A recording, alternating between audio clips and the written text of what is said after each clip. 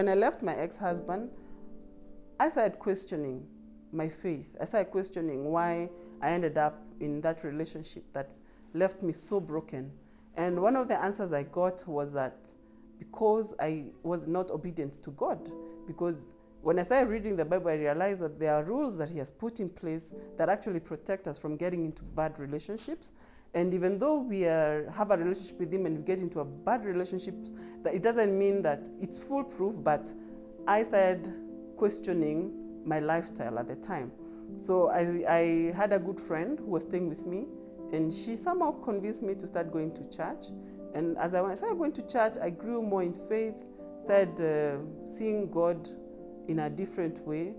And I stopped going out, I started staying home with my kids more often, and I started healing genuinely, because now I didn't have to be drinking or smoking or just going out to get rid of the pain, but I started finding healing within. And it was in that process that I started going to church. And now in church, it's really, being a single mother is very confusing even in church.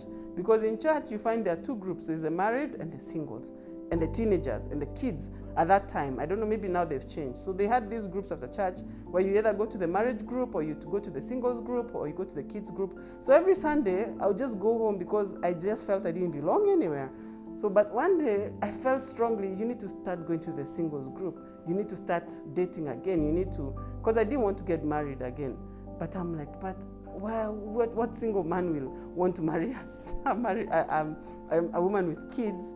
But God kept putting it in me, like, it's not, I don't look at it like that. Just start going. So one day I got the courage and I went and I told my girls, I'm going to that group, you guys to go to the Sunday school. So I started going to the singles group. I met very nice people there. And by this time I had actually filed for my divorce. So I felt more courageous, like, yeah, I'm single actually. So it was in these meetings that I actually met someone. And today, that's the same person who was able to teach me business and ended up being my husband. So for me, I feel like if I didn't follow my heart and actually was afraid to follow my heart, I think I would never have actually gotten married or would never have met someone, but I would have stayed single and just, they are wondering where, that confusion. So I used to be one of the most confused people that I've ever met, because I used to walk around calling myself married single and thinking that that actually meant something. So I was married before, and that relationship didn't work out because I had a dream of building my country's first agro-tourism retreat, and that meant that I needed to move and live in the countryside. And my wife at the time, who wanted to do different things, and her family also had different ideas, so they never really saw that as something that they would want us to be able to do.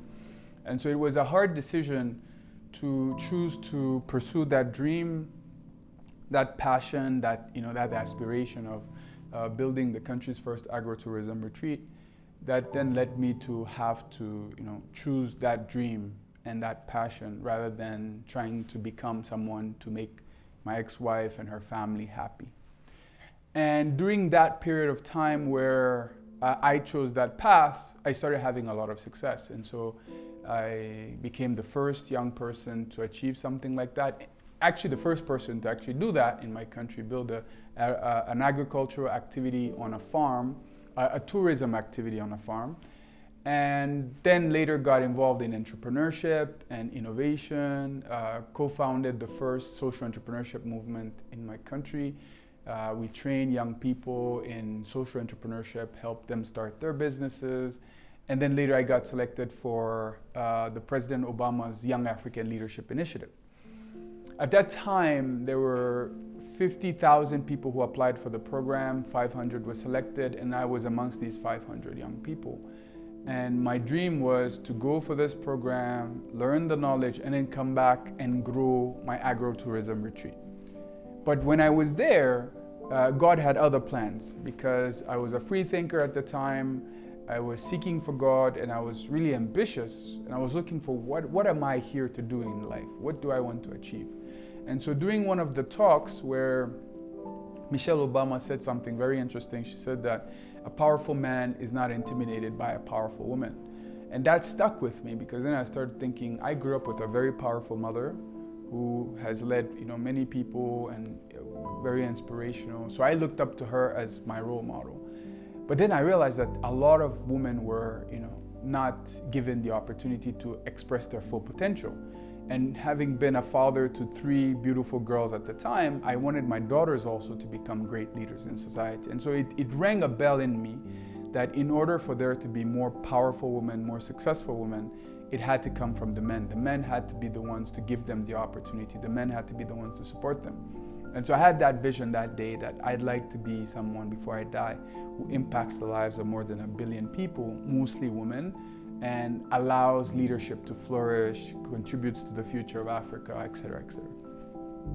And so as I was pursuing this idea, I saw what was happening in Kenya, which was aligned with this vision of becoming a thought leader, a world-class speaker, a great innovator.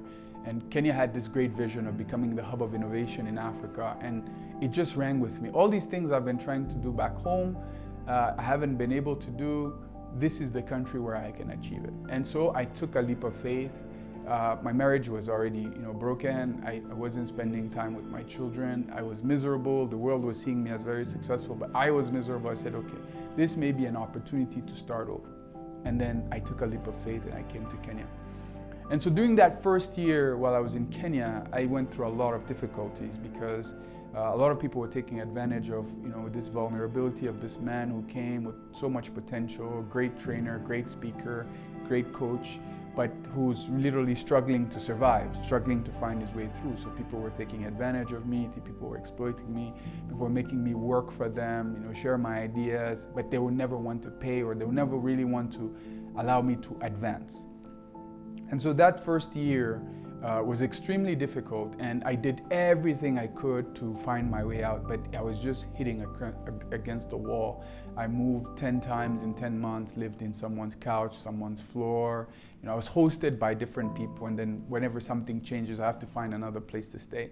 While at home, I could have just gone back and things would have been much easier. But I had this vision that I wanted to be a part of this innovation ecosystem. I really wanted to be someone who is transforming the continent.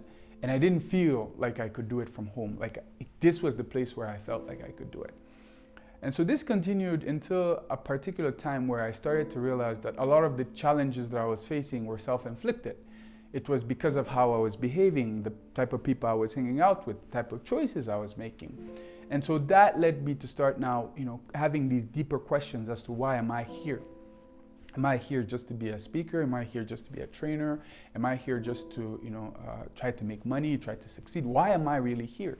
And at the same time, I met this very good friend who started inviting me to her church. And I was a free thinker at the time, before I was born a Muslim. And so I had the notion of what was Christianity, Christ was very inspirational. I loved the Psalms of David, very motivational, but I didn't know anything about the religion. And I didn't even want to be a religious individual because I felt like religious people were hypocrites, right? They tell you one thing, then they do something else. They want everybody to be, everyone has to have an enemy, right? Every religion has to have an enemy so that they can support why they're doing what they're doing. So it was really a conflict. But I liked going to her church and I really enjoyed it. And then they were inviting me also to come to, the singles. And I was like, am I gonna get back with my ex-wife? Because we have our children together. Where am I? So I was literally in that space of confusion. But I went, and every time I would go, I would, look at how a lot of these guys and ladies, they didn't really know what it was to be in a real relationship. They were, looking for the husband, the perfect wife. And, and I looked at them as, like they haven't gone through the things that I've gone through. They haven't seen some of these things. So it was really an opportunity to share my own experience and then looking for also like what I can learn. So it's during one of those events that I actually ended up meeting my wife. And she was there. It was an event where we were all invited, and I came. And when I first met her, I saw she had children. I was like, oh, okay. I already have 3 of my own. Like, I gotta handle those ones first. But we had a second meeting And that day she was just so beautiful. Like when I saw her, just like I said, today I have to tell this lady that she's beautiful. And when I told her she was beautiful, we ended up going out on an impromptu date that day, and we got to know each other. And she really saw what type of confusion I was in, and I really appreciated her honesty, because she told me, she was like, you need to really be clear about who you are and what you're going through, and above all, you need God. And at that time we were just friends, and she saw the situation I was in, how people were taking advantage of me, and the reason that I could have just gone home. It was much easier. I could go home. I had like a platform of success that I could ride on. So why was I, just keeping myself here? Didn't make sense to her as well. But the thing I really appreciated was that she really believed in me. She believed in the potential I had. She believed in the work I was doing. She believed in my vision, and she was praying for a husband as I was praying for stability. And so we started praying together, and our friendship grew. We used to call each other every day, pray together. I got to meet her children. I had my first family meal in a long time, and I really enjoyed it. And we started fellowshipping together. And through those fellowships, I got to know Christ, and I gave my life to Jesus. And it really made me realize that a lot of things I was struggling from was really lack of God in my life. Like that anchor of God really in my life was what I was lacking. So when it came to now her business, I saw that she had a great product. She told me it was unique, and I didn't believe it at first. I was like, come on, seriously? Everybody says they have a unique product. And I had trained and coached so many innovators in Kenya. I had trained in all the innovation hubs. I had met almost all the great entrepreneurs in the innovation ecosystem. I was really already active. I was, very well known. I had spoken in all the platforms, all the hubs.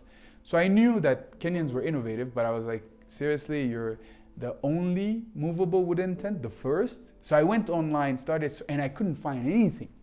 Like anywhere where I would find movable pergola was her. And it just was like, okay, maybe she is telling the truth. But the problem was she was running the business like a hobby. She enjoyed the designs, but she didn't have a real clear customer segment in mind. She didn't have a proper business model. Her marketing strategy was not in place. She didn't have a constant team. There were people coming and going.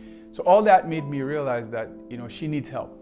But because we weren't in a relationship, all I could do was advise, because I was also trying to figure myself out. But from the moment when we really saw that, we had in each other what we all needed, a friend, a partner with whom you can walk towards God, someone with whom you can raise your children. I could see her as the mother to my children. She could see me as the father to her children.